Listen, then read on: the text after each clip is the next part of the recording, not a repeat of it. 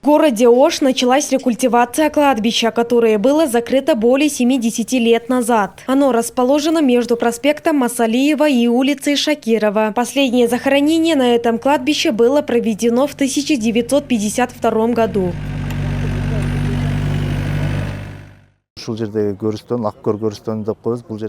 Это кладбище Аккер, его общая площадь 19 соток. По просьбе местных жителей мы проводим работу по очистке территории. Останки усопших будут перенесены на кладбище в Онадыре.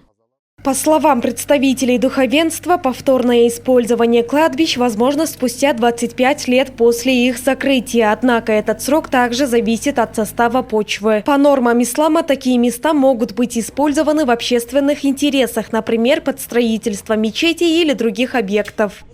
Динде фатвада 25 жылдан ар жагына. Согласно фетве, разрешается проводить раскопки кладбищ спустя 25 лет. Однако, учитывая влажность, структуру почвы и другие факторы, исследования показали, что в Кыргызстане этот срок составляет 30 лет. Соответствующие службы провели санитарно-эпидемиологический контроль и дезинфекционные мероприятия. Дополнительно будут взяты пробы почвы для анализа. В городе Ош кладбища в общем занимают 200 гектаров земли. Градоначальник Жеңишбек Тухтурбаев отметил, что нужно учитывать нехватку свободных земель. После рекультивации на месте кладбищ в будущем могут построить парк, мечеть или жилые дома.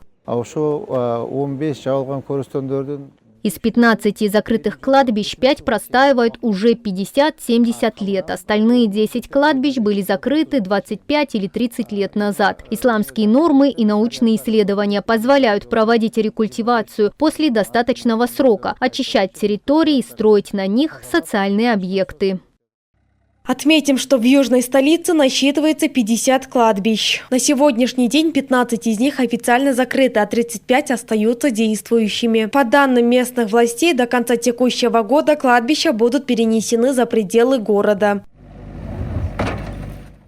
Айтунук Мамытова, Нурастан Бакытбеков, Бектур Калыбек улы, ЛТР Ош.